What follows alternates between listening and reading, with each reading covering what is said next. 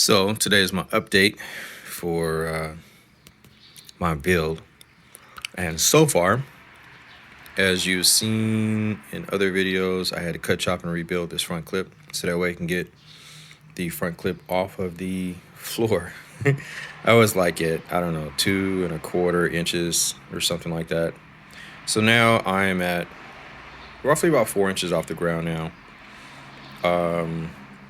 I've got my seams where I would say the body line's really nice and tight, or gaps, I should say. There's a gap right there for the fender and the front bumper. So I want it nice and clean, so that way it's gonna look like maybe it's like a funny car clip, so to speak. And see, I got a little bit of a gap here. I got to fill this in from taking it off and putting it back together. So that is the separation between the fender and the front bumper. But as you see, it does come together. So that's the way I want it to look. I got to fill this in.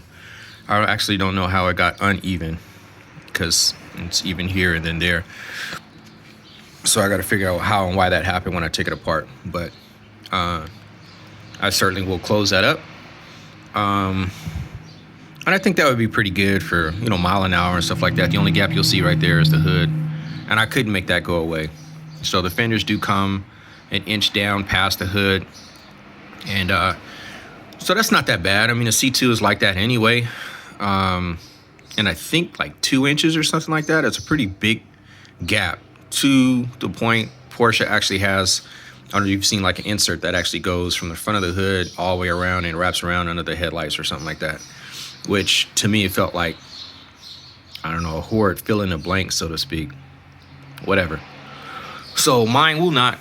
I even thought about putting like maybe an aluminum piece right there to match something else in the car, but I don't know. I may or may not do it. I might just leave it alone. I might just be doing too much. But anyway, the front clip is done. I just have to now re-engineer. No, I've engineered the canards. So the canards don't go all the way down to the bottom. They actually come down and they go to the top, like right underneath the amber lights. So that's what's dramatically different. And then the splitter goes on the very bottom down there. And that's if I even want to add that. I got clearance when I drove off the driveway. I mean, it scraped it a little bit. I'm going to have to put an aluminum piece underneath the splitter, probably to protect it, to give it some longevity. But it does work. I really like the way the body looks with it. So I'm sure I'll do it. But anyway, I have graduated to the rear of the cars. The side skirts are not here. They're at the body shop, and they're all nice and straight. So I'm excited to put those on the car. And I thought about piecemealing the car, taking the fenders, taking the front bumper and stuff like that down to the body shop, getting it all done, because I didn't have time or space for the car itself to go down there. So I thought about fast forwarding the clock and doing that. But then once I started lining everything up, I'm like, no, I'll just drive it down. So I sanded off my signature because I had to block the hood out and get it all nice and even, as you see. I think the hood is actually open. Yeah, it's open. But when the hood is actually closed, everything lines up. So the hood looks cool. I'll be putting my signature back on, but I'll probably be doing like a silver leaf like I did a Koenigsegg, buffers in carbon. Well, I did buffers in carbon with Koenigsegg logo in silver leaf to match the Ghost Koenigsegg for an event. So I'm gonna do the same thing for my car. Let's see. So we're gonna segue back because I am working on the rear now. So, I changed the body line on the fender. As you can see that right there at the top of the screen. Bam, right there is mine. And then let's see, on the side skirt, I don't think I have anything trick like that. But then it starts right here to brake. Air induction, or the brake port right there, and then there's like a little point that goes here, and then we go over around. So then now we're back here in the rear. So I'm working on the diffuser, right? So I had this diffuser all in one piece. I hacked it up yesterday. As you see, we got pieces over here, pieces over there, because that's the way it goes. I did my front clip the same way: cut, chop, rebuild, cut, chop, rebuild. And that's what happens as you see, like there's really nice smooth points, and then it gets all rugged. Obviously, you got resin and stuff built up right here because things change, and that's just my mind changing all the time. That doesn't look right. I'm gonna do it again, whatever. So, I thought yesterday, do I want the diffuser to kind of curve up and go around with the bumper, or do I want it completely straight? I think I want it completely straight. I want to go after like that GT feel, right? Because I got a big wing. And so the GT feel, to me, is about the diffuser being straight, and then it kind of pushes the air away from the body of the car. So being symmetrically adjacent to the car is more of a production road car feel. And I figure since I'm an earlier model car, that ain't what I'm trying to do. I'm building around what was already done. So I thought I would leave it that way. So I'm going to leave it completely straight.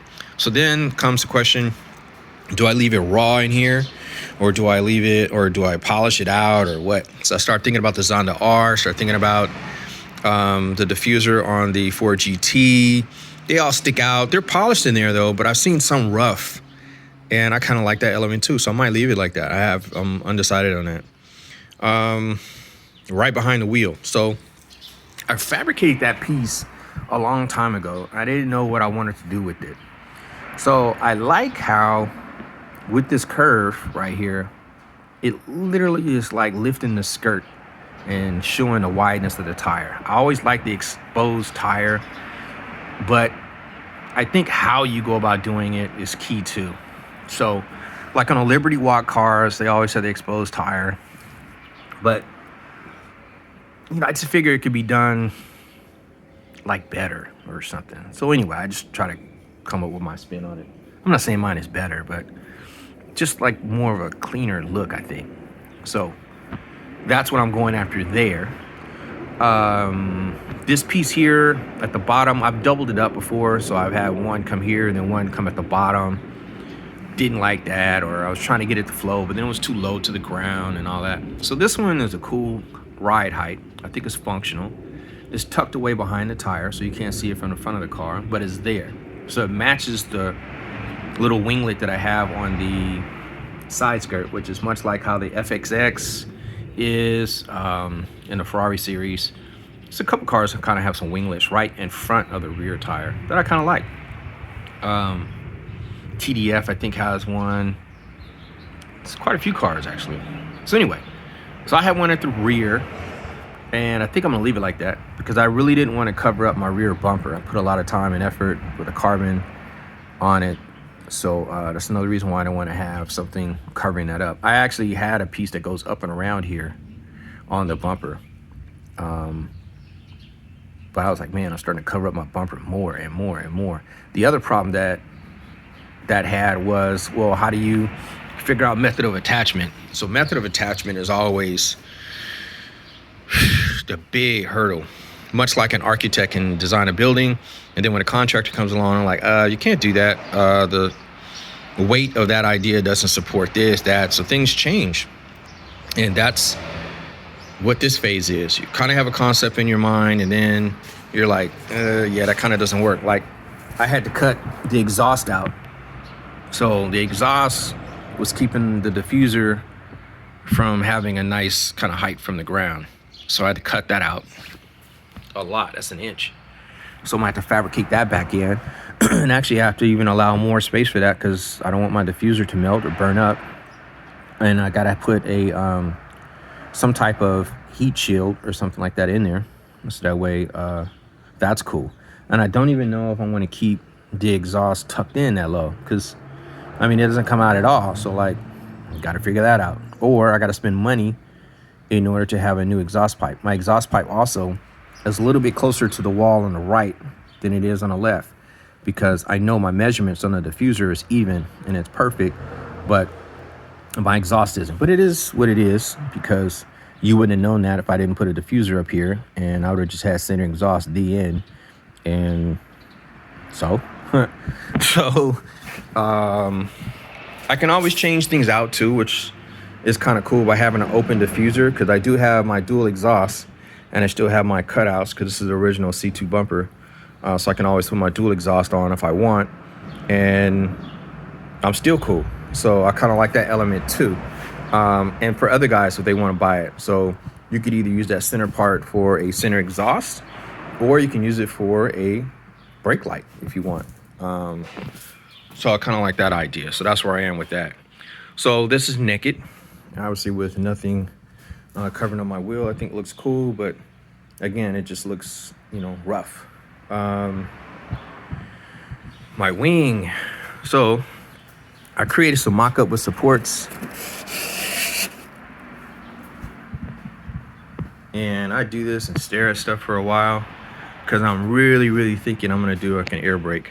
And if I can get a support strong enough to go down there, because that's on steel down there for the deck lid, and that is also on the hinge, I think. If I can fabricate something strong enough, I think I might go after cutting this out on the top and creating an air brake. That would be the shit, I think. But